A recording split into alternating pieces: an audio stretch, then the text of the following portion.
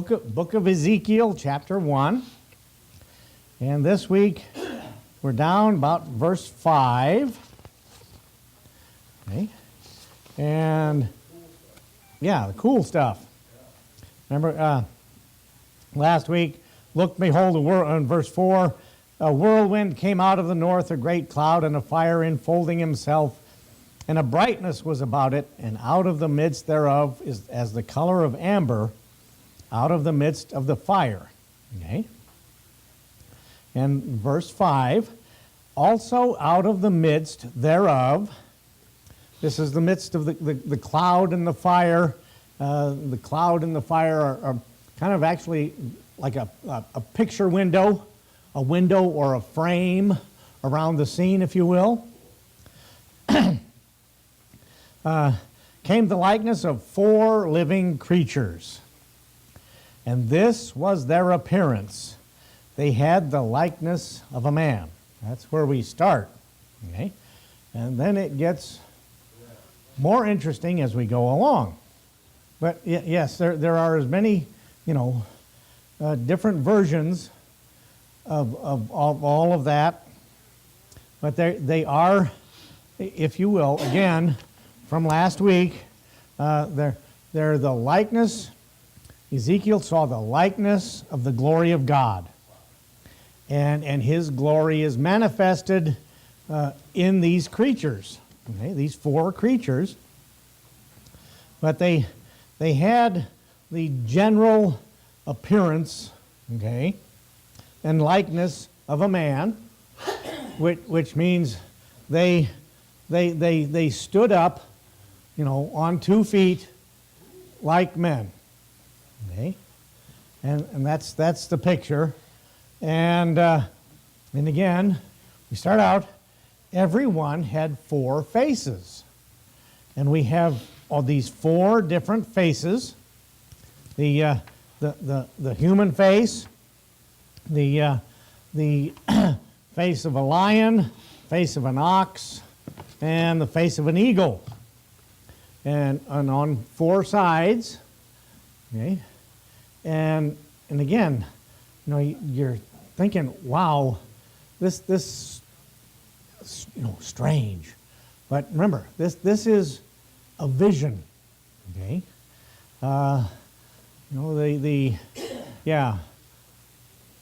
anyway, the ancient astronaut theorists like to E.T. and a spaceship. No, that's not what it was. I'm sorry. This was a vision from God. Good morning, folks. We're in the book of Ezekiel, chapter 1. So we have, everyone had 4 living creatures. Everyone had 4 faces, and everyone had 4 wings. They are 4 completely separate individuals, okay? But you could say they are what? Quadruplets, right? Four of a kind, okay? And 4 wings. 2 of the, now we also get, let's see, there's other descriptions. There's a description in Isaiah, and there's a description in Revelation with the beasts, and they represent the either the seraphim or the cherubims, and they would be, if you will, fearsome beasts, okay, fearsome creatures, and again we find out a little later, yes, they were fearsome. Because Ezekiel had fell down on his face in fear later on. So the two of the wings would be outspread, like for flying, and in one of the other depictions, that had 4 wings, 2 of the wings are outspread for flying, and two of the wings cover the body. Okay? So that's the picture. And their feet were straight feet. Straight feet? Okay. What is that? Their feet were straight feet. Okay. The indication, the foot here, seems to really mean the lower part of the leg, like from the knees down. Okay. That's kind of what we're referring to. And straight, well, like we stand, our feet are straight. Okay? Our toes point out in one direction, and that would be like the case there. Okay? They're like they were facing, the same way.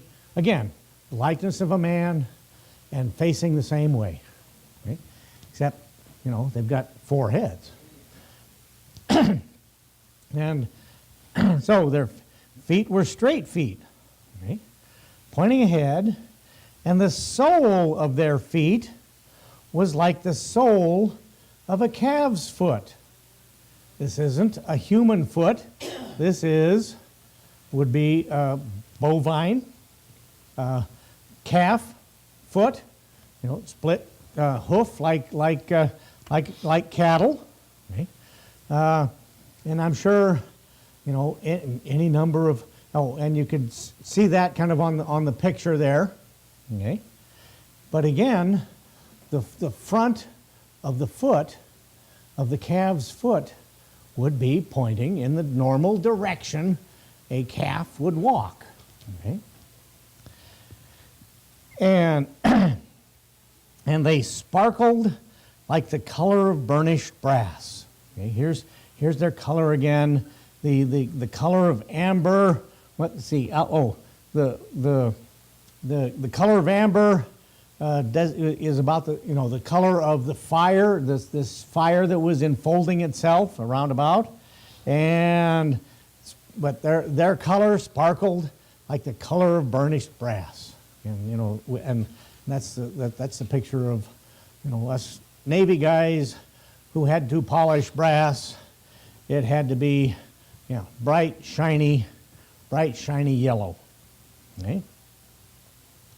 And they had, in verse 8, they had the hands of a man. Okay?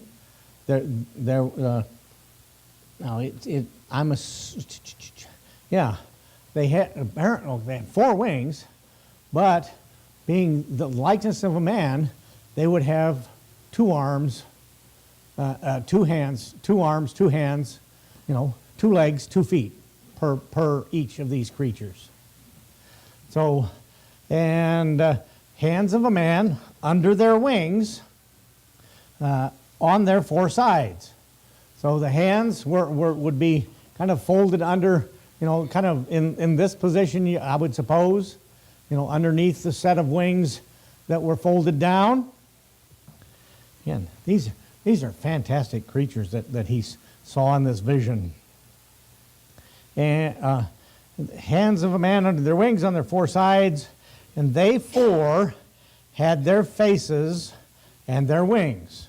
Okay? And now, the one picture shows them kind of spread out, side by side, but they would form, if you will, a square, right? So that, and the idea here is that no matter where anybody stood, they would see the same sight in front of them, no matter where they stood. Okay, if the creatures were standing, east, north, east, west, north, south orientation, if you were standing on the east side, you would see one of these creatures. If you were standing on the north side, you would see one of these creatures in full, front view. And that's the picture. And their wings were joined one to another. Now this picture of joined one to another is also similar to the picture of the cherubim on the lid of the ark. Remember that overspread their wings over the mercy seat. Okay, the wings didn't actually touch, but their wings that they would have, like the top set of wings would be out. They're not connected. They're not glued together. Like I said, they're four individuals, but they would be close enough to almost look like they're touching, or they would be touching, but they're not stitched together or glued together or anything like that. These four creatures could move separately by themselves, okay, if they wanted to, or if that's what the Spirit or God told them to do. But in this case, they're forming a square, looking outward, and if you move slightly to the side, you're going to see two faces. If you move slightly to the other side, you're going to see two faces, and even if you're looking at the straight on, you're going to see the face of the fourth face on the back of the one behind the one you're following. All that. Yeah. Again, fantastic creatures, but they are a vision, God's glory.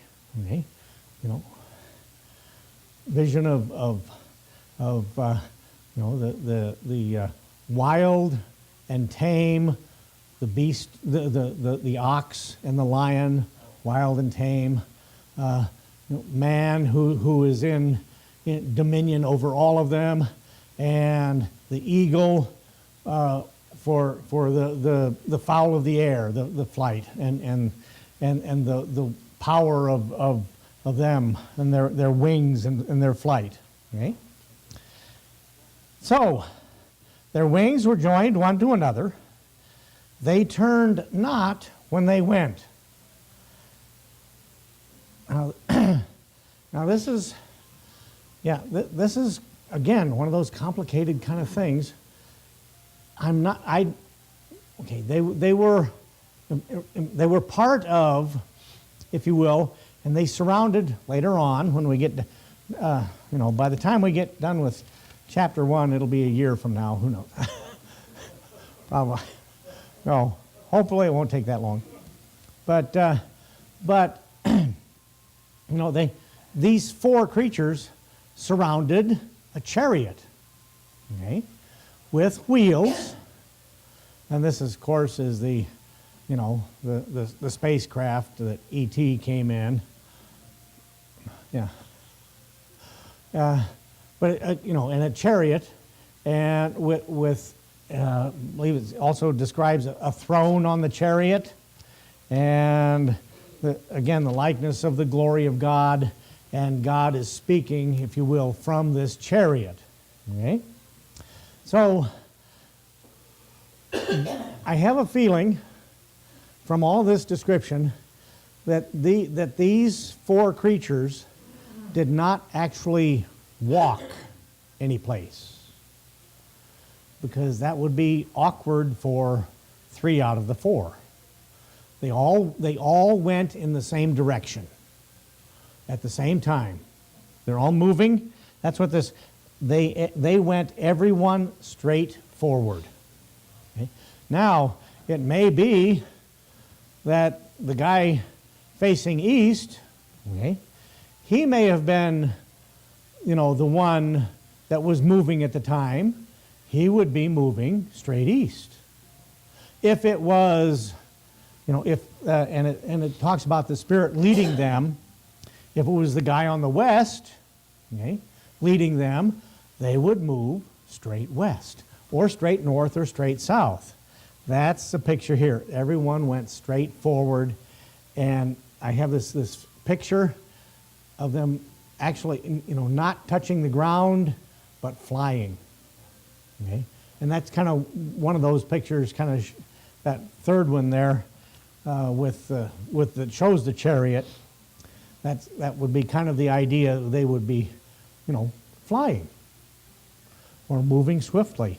And later on, okay, we find out that they actually could move with the speed of lightning. I mean, they were fast. They didn't waste time. And it said, let's see, I can find the verse. I know I read it, but anyway. But they moved swiftly. Okay. 14. Oh yeah, verse 14. And the living creatures ran. Okay. It had the appearance of running and returned as the appearance of a flash of lightning. That quick. They were able to go, come, move that quickly. Okay. So, wings join one to another, turn not. And, okay, verse 9.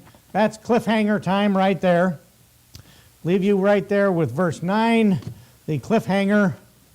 And, of course, for our visitors, the cliffhanger, if you remember the old, serial movies, when you go to the theater on a Saturday and you get one version of the, you get like a half hour of a serial movie, Western. And here the cliffhanger is where either the hero or the heroine is barely hanging on to the edge of the cliff on a vine that's conveniently there, and that's continued next week. That's the cliffhanger.